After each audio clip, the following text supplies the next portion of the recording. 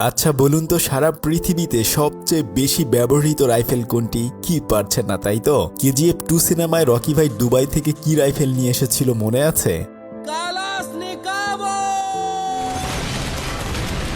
হ্যাঁ, ঠিকই শুনেছেন, সেটা ছিল অ্যাপটমাট কালাশনিকভা অর্থাৎ AK-47। তবে এই বিখ্যাত রাইফেল AK-47 আবিষ্কার করেছিল রাশিয়ার সেনাবাহিনীর মিখাইল কালাশনিকভ নামের সামান্য একজন সৈনিক। কিন্তু তার এই যাত্রাটা এতটা সোজা ছিল না। সে কিভাবেই বা এই রাইফেলটি আবিষ্কার করেছিল সেই গল্পটি আজকে আপনাদেরকে শোনাবো। তো চলুন দেখে আসি AK-47 আবিষ্কারের ইতিহাস। দ্বিতীয় বিশ্বযুদ্ধের সময় সার্জেন্ট মেজর কালাশনিকভ নামে একজন অফিসার সাহসিকতার সাথে জার্মানদের বিরুদ্ধে যুদ্ধ করছিল। একটা খোলা জায়গায় জার্মান সৈনিকরা রাশিয়ানদের উপর প্রচুর গোলাবর্ষণ করছিল। কোনো উপায় না পেয়ে তখন রাশিয়ানরা তাদেরকে শায়েস্তা করার জন্য ট্যাঙ্ক নিয়ে আসে, আর এই ট্যাঙ্কের ভেতর থেকেই কালাশনিকভ বাইরের জার্মান সৈন্যদেরকে নিশানা করে একে একে মেরে ফেলছিল। কিন্তু জার্মানরাও তো কম যায় না। কোনো এক পর্যায়ে তাদের ট্যাঙ্কের উপর একটা গোলাবর্ষণ করলে সেখানে আগুন ধরে যায়, আর এর ফলে কালাশনিকভ চোখে এবং কাঁধে বেশ আঘাত পায়। কিন্তু এখন যদি তারা থেমে যায় তাহলে তাদের সাথে থাকা বাকি সৈনিকরাও মারা পড়বে।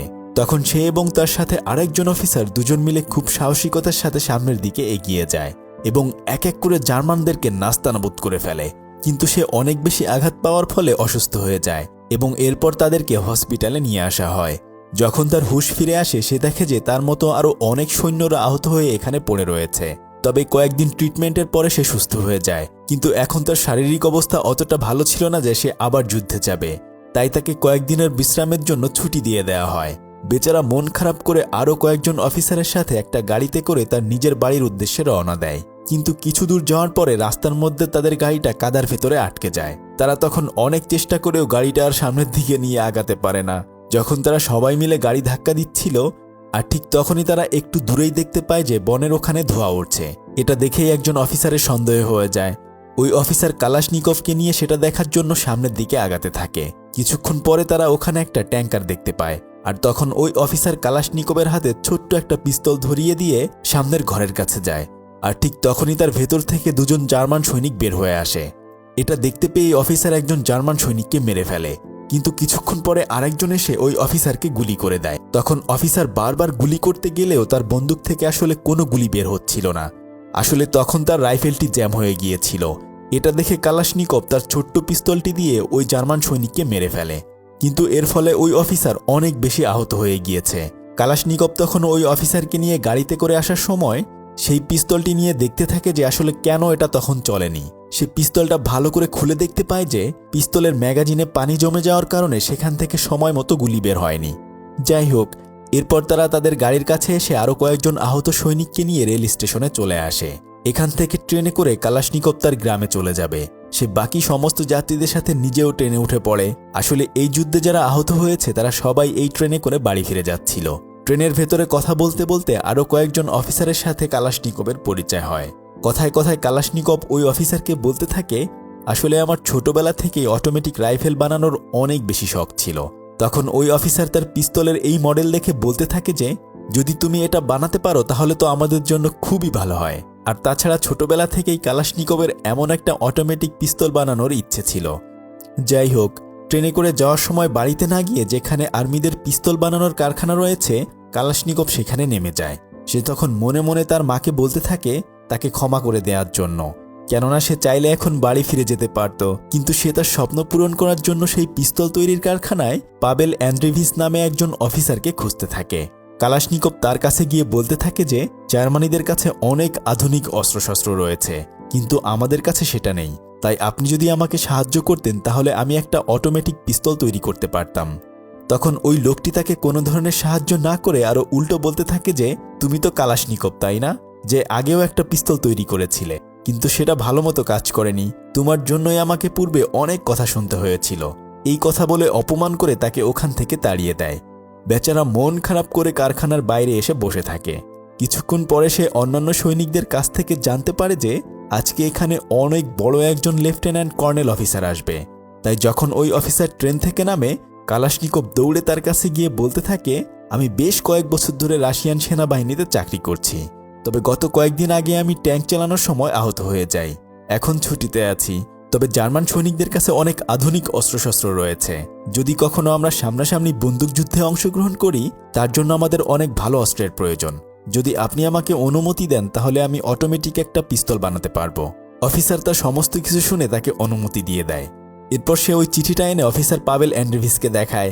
এবার তো চাইলেও সে আর মানা করতে পারবে না, তাই সে তখন তাকে ওই পিস্তল বানানোর জন্য আলাদা একটা জায়গা দিয়ে দেয়। কালাশনিকভ এবার দিনরাত তার স্পেশাল মডেলের পিস্তল বানানোর জন্য কঠোর পরিশ্রম করতে থাকে, কিন্তু এর জন্য আসলে তার আরও কয়েকজন লোকের প্রয়োজন ছিল। সে গিয়ে যখন অফিসার পাভেল অ্যান্ড্রিভিসকে এই কথা জানায়, সে তখনই তাকে কোনো লোক দিয়ে সাহায্য করার কথা মানা করে দেয়। কালাশনিকভ তাকে অনেক বোঝালেও সে তাকে বলতে থাকে যে এমনিতেই আমাদের অনেক সৈনিক মারা গিয়েছে, আর তাছাড়া এখানেও পর্যাপ্ত পরিমাণে কাজের লোক নেই, সেজন্য আমি চাইলেই তোমাকে কোনোভাবেই সাহায্য করতে পারবো না। সে তখন মন খারাপ করে একা একাই কাজ করতে থাকে। কিন্তু কিছুক্ষণ পরে দেখা যায় যে ওই কারখানায় যারা অস্ত্র বানাতো তারা অনেকেই এসে কালাশনিকভের সাথে পরিচিত হচ্ছে এবং তাকে এই রাইফেলটি বানানোর জন্য সাহায্য করতে চাচ্ছে। একজন বৃদ্ধ লোক তার পিস্তলের এই মডেলটা দেখে অনেক বেশি খুশি হয়ে যায়। সবার সাহায্যের কথা শুনে কালাশনিকভ এবার শক্তি খুঁজে পায়। সে সবার সাথে একে একে পরিচিত হয়ে জোর কদমে তার অস্ত্র বানানোর কাজ শুরু করে দেয়। এক একজন তখন তাকে এক একটা জিনিস তৈরি করতে সাহায্য করতে থাকে। এভাবে বেশ কয়েকদিন কঠোর পরিশ্রম করার পরে সে একটা স্পেশাল মডেলের পিস্তল তৈরি করে ফেলে। এখন তারা খুশিতে খুশিতে সমস্ত কর্মচারীরা মিলে সেই পিস্তলটি চেক করার জন্য বাইরে চলে আসে। তখন তাদের মধ্য থেকে একজন সৈনিক তখন সেটা নিয়ে তার সামনে থাকা একটা ব্যারেলে গুলি করে টেস্ট করে দেখে যে পিস্তলটা একদমই ঠিকঠাক মতো কাজ করছে। এরপর তারা সবাই ব্যারেলের ভেতর থেকে পিস্তলের গুলিগুলো এনে অনেক বেশি খুশি হয়ে যায়। কালাশনিকভ স্পেশাল পিস্তল তো তৈরি করতে পেরেছে, এখন তো সেটা অবশ্যই বড় কোনো অফিসারকে দেখাতে হবে। সেজন্য সে পরদিন চলে যায় আলমাতা নামে একটা ব্যাটালিয়নে। সেখানে সে লেফটেন্যান্ট কর্নেল বাস্টভের সাথে দেখা করতে চায়। তখন একজন সৈনিক এসে তার কাছে জানতে চায় যে সে আসলে ওই অফিসারের সাথে কেন দেখা করতে এসেছে। কালাশনিকভ তখন তার কোমরে থাকা রাইফেলটি দেখিয়ে বলে যে আমি এটা তৈরি করেছি, এটা টেস্ট করার জন্যই আমি এখানে এসেছি। এমন সিকিউরিটিপূর্ণ একটা জায়গায় তার কাছে এই রাইফেলটি দেখে তখনই তাকে অ্যারেস্ট করে আলাদা একটা রুমে আটকে রাখা হয়। কিছুক্ষণ পর ওখানে একজন অফিসার এসে জানতে চায় যে এখানে কি হয়েছে। তখন বাকি সৈনিকরা বলে যে কিছুক্ষণ আগে এক লোক এখানে একটা রাইফেল নিয়ে এসেছিল, তাই আমরা তাকে আটকিয়ে রেখেছি। তখন ওই অফিসার রাইফেলটা হাতে নিয়ে বলতে থাকে যে এটা কোনো কারখানায় তৈরি করা হয়নি, বরং হাতে তৈরি করা হয়েছে, তবে এটা কেমন সেটা অবশ্যই আমি টেস্ট করে দেখব। এই বলে সে ওই পিস্তলটা নিয়ে টেস্টিং গ্রাউন্ডে চলে আসে টেস্ট করার জন্য। তখন তারা দুজন অফিসার মিলে পিস্তলটা টেস্ট করে অসাধারণ রেজাল্ট পায়, কেননা এই রাইফেলের নিশানা একদম ঠিকঠাক মতো কাজ করছিল। তারা তো অনেক বেশি অবাক হয়ে যায়, কেননা একজন সাধারণ সৈনিক তো এত ভালো পিস্তল তৈরি করতে পারে না। আর অন্যদিকে কালাশনিকভকে যখন বন্দি করে রাখা হয়েছিল তখন কয়েকজন সৈনিক তাকে দেখে হাসাহাসি করছিল আর বলছিল তোমাকে দেখে তো একজন সাধারণ সৈনিক মনে হয়, তুমি কিভাবেই বা এত বড় পিস্তল আবিষ্কার করতে পারবে। কিন্তু তখন কালাশনিকভ তাদের এই কথার কোনো প্রতিবাদ করে না। তবে কিছুক্ষণের মধ্যেই যে অফিসার তার রাইফেলটি টেস্টিং করার জন্য নিয়েছিল সেই অফিসার ফিরে এসেই তাকে মুক্ত করে দেয়। তখন যারা তাকে নিয়ে হাসাহাসি করছিল তারাও তো অনেকটা বোকা হয়ে যায়। যাই হোক, কালাশনিকভকে আলাদা একটা রুমে এনে খাবার খাওয়ানো হয়। আর তখন ওই অফিসার বলতে থাকে তোমার এই রাইফেলের ডিজাইনটা অনেক সুন্দর, তবে এটার উপর যদি আরও কাজ করা যায় তাহলে আরও অনেক বেশি ভালো হবে। যদি তুমি তোমার এই রাইফেল সেনাবাহিনীতে যুক্ত করতে চাও তাহলে অবশ্যই তোমার রাইফেল বানানোর যে প্রতিযোগিতা রয়েছে সেটা জিততে হবে। সারা দেশের বিভিন্ন জায়গা থেকে অনেক বড় বড় ইনভেন্টররা সরকারিভাবে প্রতিযোগিতায় অংশগ্রহণ করে এবং যাদের অস্ত্র সবচেয়ে ভালো হয় সেগুলো সরকার প্যাটেন্ট করে নেয়। তবে যদি তুমি সেন্ট্রাল এশিয়ান মিলিটারি ডিস্ট্রিক্টের জেনারেল কুরবাটিনকে তোমার এই রাইফেলটা দেখাতে পারো আর যদি একবার এটা টেস্ট করে তার ভালো লেগে যায় তাহলে মনে করে তোমার কপাল খুলে যাবে আর ওই ওয়েপেন কন্টেস্টে তুমিও জিতে যাবে। সে এই কথা শুনে অনেক বেশি খুশি হয়ে যায় আর পরদিন সকালবেলা দ্রুত করে তারা টেস্টিং গ্রাউন্ডে চলে যায়। আর এর কিছুক্ষণ পরেই জেনারেল কুরবাটিন চলে আসে। সে এসে কালাশনিকভের কাছ থেকে রাইফেলটা দেখতে চায়। কালাশনিকভ তখন রাইফেলের ম্যাগাজিন সহ সমস্ত কিছু খুলে খুলে তাকে দেখাতে থাকে। সে বলতে থাকে যে এই রাইফেলের ম্যাগাজিনে একসাথে 14টা গুলি রাখা যাবে, তবে আমি এটাকে ইমপ্রুভ করে 70 রাউন্ড গুলি রাখা যায় এমন একটা ম্যাগাজিন তৈরি করব। এসব কিছু শুনে জেনারেল তার রাইফেলটা নিয়ে টেস্ট করার জন্য চলে যায়। সে তখন রাইফেল তাক করে বেশ কিছু গুলি করে, এরপর বাইনোকুলার দিয়ে সেটা দেখে একদমই অবাক হয়ে যায়। সে তখনই কালাশনিকভকে কাছে ডেকে নিয়ে বলতে থাকে এই ইউনিফর্মে তোমাকে একদমই সুন্দর লাগছে না, কাল থেকেই তুমি নতুন ইউনিফর্ম পরবে আর তুমি মনে রাখবে তুমি একজন ওয়েপেন ইঞ্জিনিয়ার। আসলে জেনারেল তার এই পিস্তলটা অনেক বেশি পছন্দ করেছে। কালাশনিকভ তো তখন অনেক খুশি হয়ে যায়। তখন জেনারেল তাকে বলতে থাকে যে তুমি অবশ্যই অল ইউনিয়ন ওয়েপন ডিজাইন কন্টেস্টে তোমার রাইফেলটি নিয়ে যাবে, আমি সেখানে রিকমেন্ডেশন করে দেব। যদি সেখান থেকে পাশ করতে পারে তাহলেই তোমার পিস্তল আমাদের সেনাবাহিনীতে ব্যবহার করা যাবে।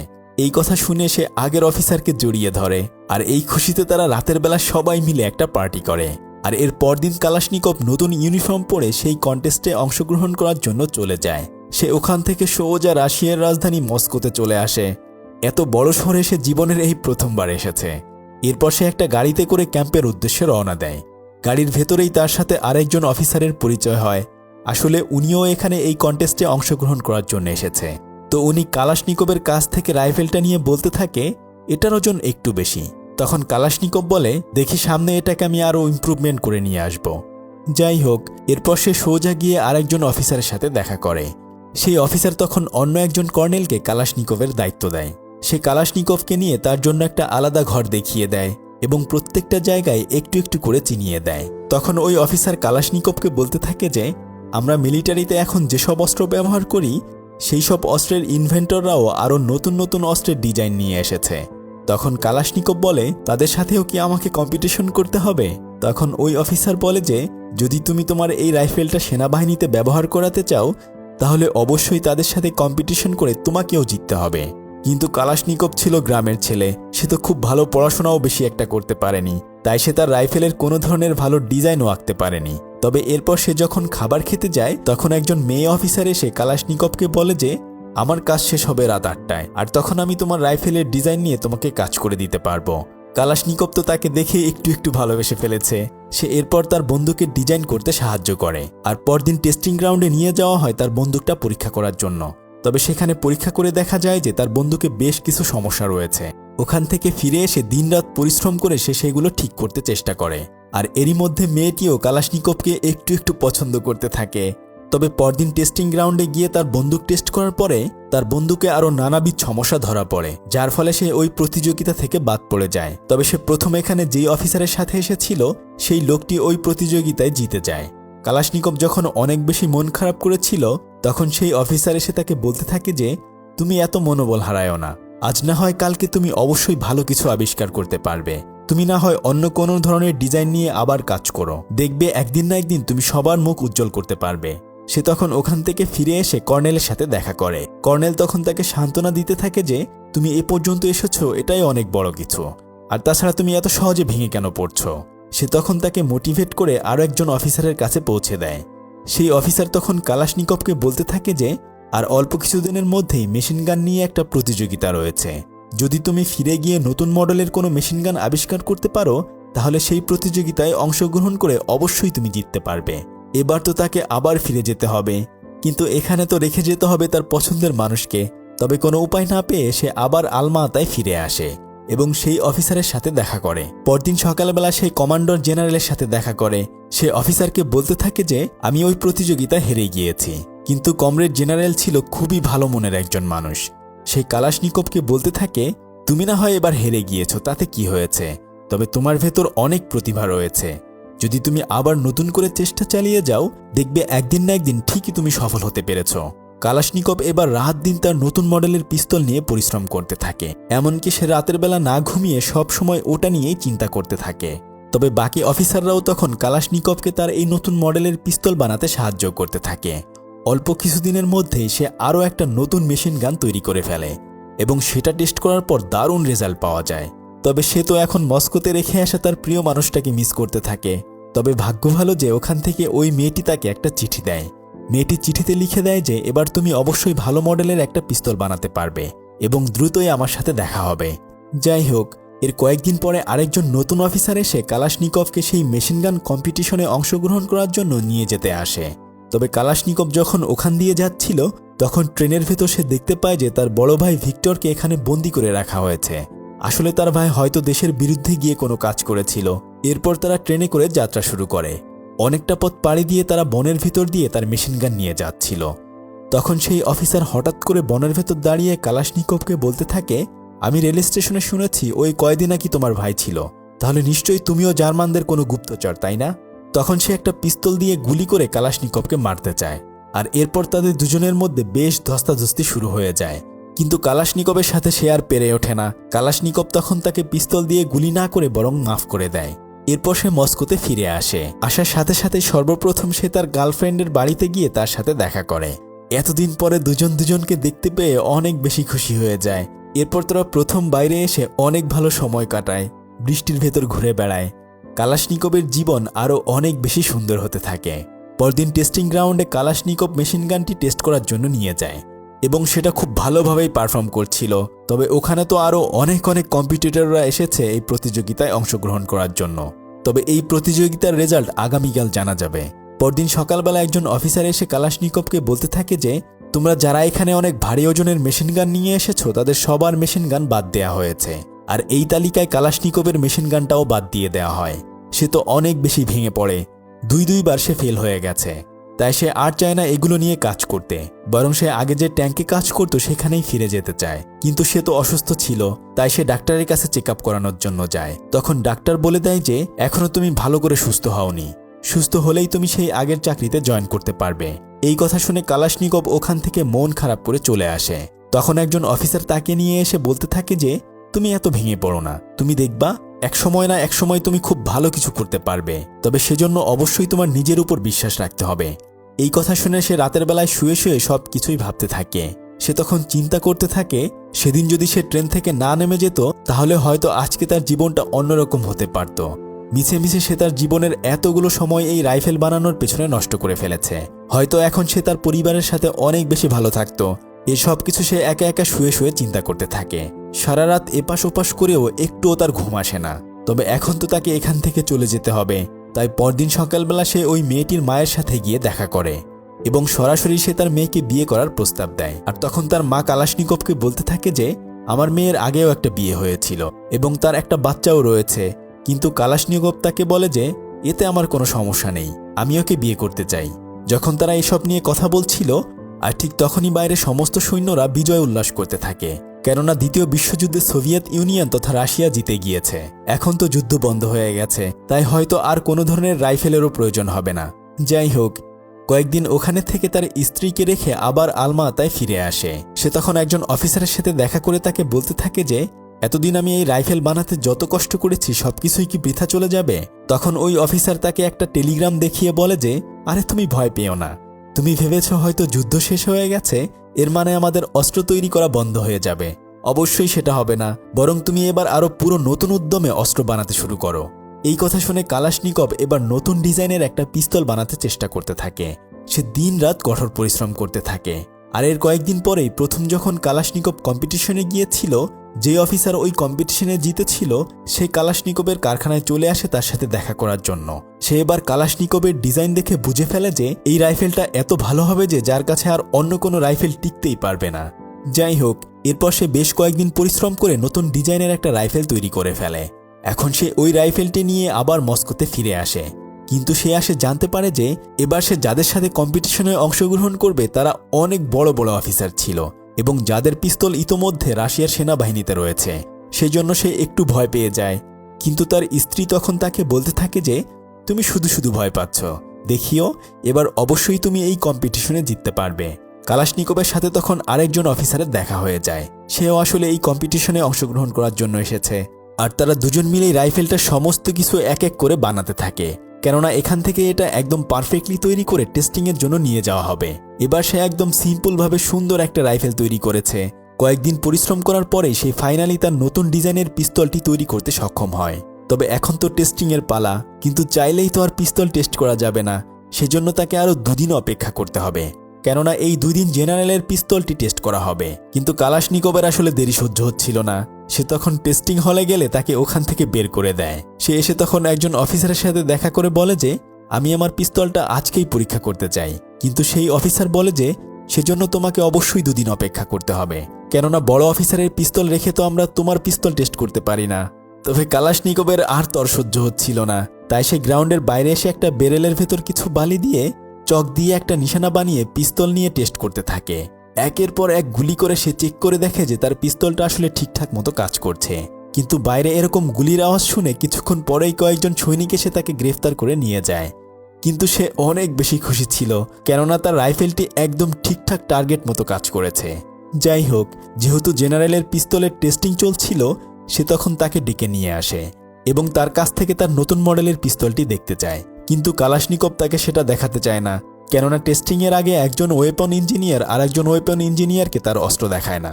তবে ওই জেনারেল তাকে বলে যে, তুমি একদমই ভয় পেও না, আমি তোমার ডিজাইন বা অন্য কোনো কিছুই চুরি করে নেব না।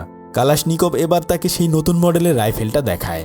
জেনারেল তখন এটা খুব ভালোভাবে খুঁটিয়ে খুঁটিয়ে দেখতে থাকে এবং সে বলে যে, এমন ভালো একটা রাইফেল আমি আগে কখনোই দেখিনি। সত্যি কথা বলতে এই রাইফেলের কাছে আমার নতুন ডিজাইনের রাইফেলটা একদমই টিকবে না। এমন বড় একজন ওয়েপন ইঞ্জিনিয়ারের কাছ থেকে এই কথা শুনে কালাশনিকভ তো অনেক বেশি খুশি হয়ে যায়। তাই পরদিন চলে আসে সেই মহেন্দ্রক্ষণ। আজকে তার পিস্তলটি পরীক্ষা করা হবে। তবে তার আগে অন্য আরেকটি পিস্তল পরীক্ষা করা হচ্ছিল। তবে সেই পিস্তলটি পানিতে ভিজিয়ে টেস্ট করা হলে দেখা যায় যে সেটা থেকে আর গুলি বের হচ্ছে না। এবার কালাশনিকভের পালা। সর্বপ্রথম কালাশনিকভের পিস্তলটিতে ধুলোবালু অনেক কিছু মাখিয়ে টেস্ট করা হয় এবং সেটা খুব ভালোভাবেই পারফর্ম করে। এরপর পানিতে চুবিয়ে আবার টেস্ট করা হয়। প্রতিবারেই তার নতুন এই রাইফেলটি ভালোভাবেই কাজ করছিল। এইবার তার নতুন মডেলের রাইফেলটি টেস্টিংয়ে পাশ করে যায়। সে ওখান থেকে ফিরে এসে তার স্ত্রীকে এই কথা জানায়। তখন তার স্ত্রী তাকে বলে যে, তোমার জন্য আরও একটা খুশির খবর রয়েছে, তুমি খুব শীঘ্রই বাবা হতে চলেছ। কালাশনিকভ তখন তার স্ত্রীকে জড়িয়ে ধরে ভালোবাসতে থাকে। এর পরদিন সকালবেলা অনেক বড় একজন অফিসার এসে তার নিজের পার্সোনাল গাড়িতে করে কালাশনিকভকে অন্য একটা জায়গায় নিয়ে যায়। তখন ওই অফিসার জানতে চায় যে কালাশনিকভ কতদূর পড়াশোনা করেছে। তখন কালাশনিকভ বলে যে, অভাবের কারণে আমি বেশ পড়াশোনা করতে পারিনি, তবে আমি ছোটবেলা থেকেই সবসময় চাইতাম অনেক ভালো একটা রাইফেল বানানোর জন্য। যাই হোক, এরপর তাকে একটা গ্রাউন্ডে নিয়ে আসা হয় আর সেখানে হাজার হাজার সৈনিক দাঁড়িয়ে ছিল আর সমস্ত সৈনিকের হাতে ছিল কালাশনিকভের আবিষ্কার করা সেই যুগান্তকারী বন্দুক AK-47, যা রাইফেলের দুনিয়ায় সবচেয়ে সেরা রাইফেল হিসেবে বিবেচনা করা হয়। সমস্ত সৈনিকরা কালাশনিকভকে সেলুট করে। অদম্য ইচ্ছাশক্তির কারণে এভাবেই একজন সাধারণ সৈনিক থেকে কালাশনিকভ ইতিহাসের সবচেয়ে সেরা অস্ত্র AK-47 জন্ম দেয়। এরপর সে খুশি মনে তার স্ত্রী এবং 2 কন্যাকে নিয়ে তার গ্রামে ফিরে আসে। এতটা দিন সে তার মা বাবার কাছ থেকে দূরে ছিল তার এই আবিষ্কারের জন্য। এখনও ইতিহাসের পাতায় তার নাম স্বর্ণাক্ষরে লেখা রয়েছে। আপনাদের সাথে ছিলাম আমি সাদি। ফিরছি কয়েকদিনের মধ্যেই নতুন কোনো ভিডিও নিয়ে। ততক্ষণে সবাই ভালো থাকুন। আল্লাহ হাফেজ।